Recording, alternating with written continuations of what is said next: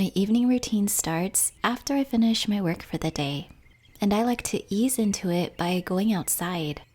Otherwise, if I jump straight from work to making dinner, I find I carry this sense of stress in both my mind and my body. Going outside helps me regulate my nervous system, ground myself, and transition into my evening activities in a much more calm state.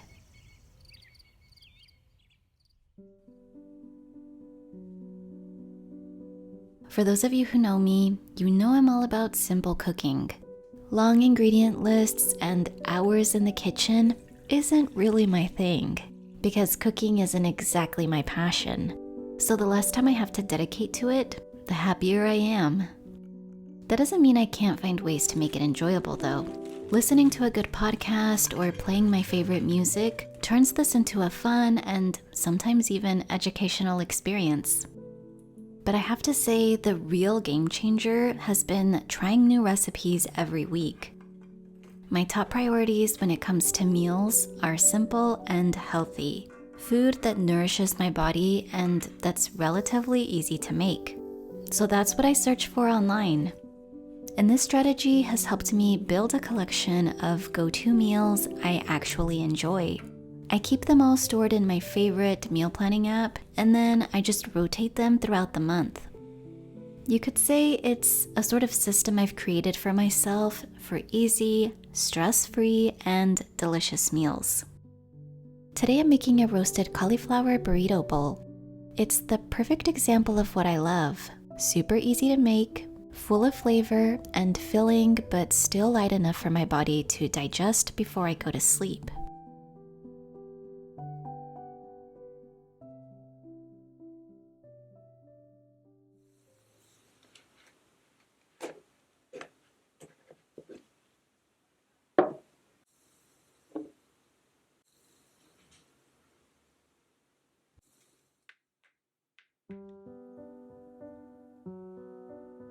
Lately, I find myself spending more time on my meditation cushion.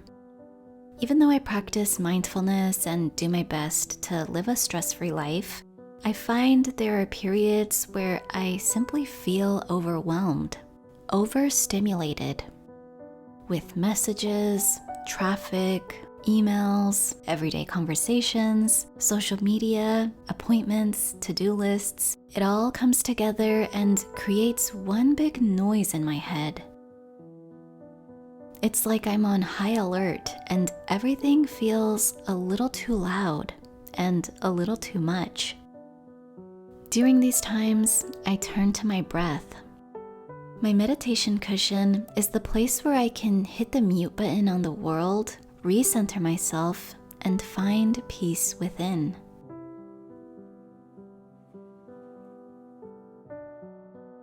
Moving my body also helps me tremendously when I'm dealing with overwhelm. Sometimes I'll follow along with a video on YouTube, but most of the time I move intuitively. I'll check in with my body and lean into whatever feels good. And just a short session on my meditation cushion and my yoga mat help me relieve tension in both my mind and my body.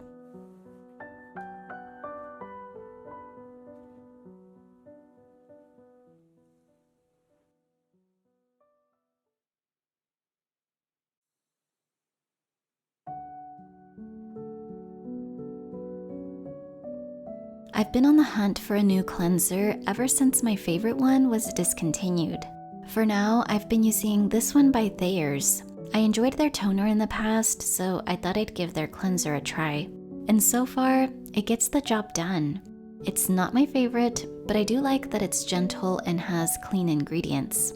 But if you have any recommendations on natural cleansers, I'd love to hear about them in the comments.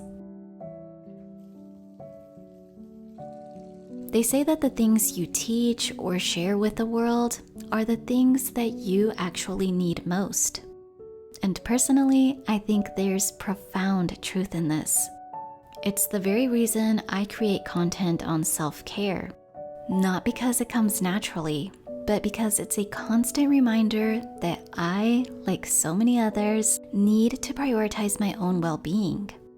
For a very long time, I was stuck in this pattern of putting other people's needs before my own, being there for others and not myself, giving to others what I didn't have.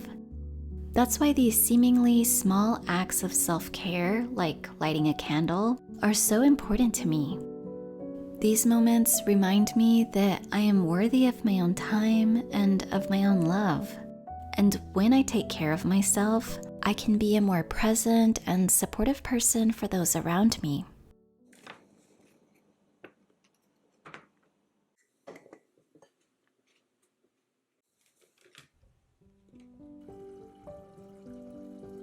This year, I've been incorporating healthy bedtime drinks into my night routine. I've been trying out different ones, and this is one I really enjoy. It has ingredients like reishi, cacao, and melatonin, which help you fall asleep and stay asleep. When I drink this, I feel like I have some of the best restorative nights. I wake up feeling so refreshed. An added bonus is that it tastes delicious, so it's like having a sweet treat at night. Today I'm also preparing some overnight oats so I can have for breakfast the next day. I've shared this recipe in a shorts video, so I'll have that linked in the description box. But this is one of those things my future self is always grateful for. It's so nice to have something waiting for you in the fridge the next morning. I just add my favorite toppings and my breakfast is ready.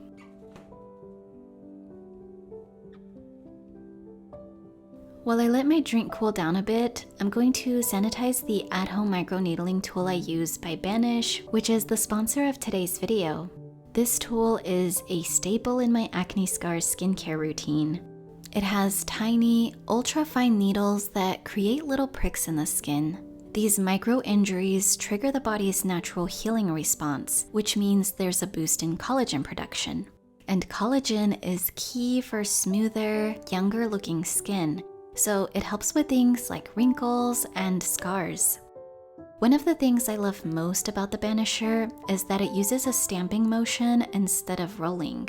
This means there's no dragging on the skin, which can be a concern with some microneedling tools like derma rollers. The stamp ensures the needles go straight in and straight out. Being able to do this in the privacy of my own home is super convenient and much more affordable than an in-office treatment. After I finish, I follow up with a few drops of the Banish serum to help the skin further repair. The skin will be a little bit red, which is normal and usually goes away within a couple of hours. I'll have a link to the Banisher as well as the serum in the description box below, and you can use code VanessaE at checkout to save. There's several habits I've developed over the years to improve my sleep, and wearing blue light blocking glasses is one of them. Research suggests that exposure to blue light before bed can disrupt melatonin production, a hormone that regulates sleep-wake cycles. So to help with this, I wear my blue light blocking glasses every night.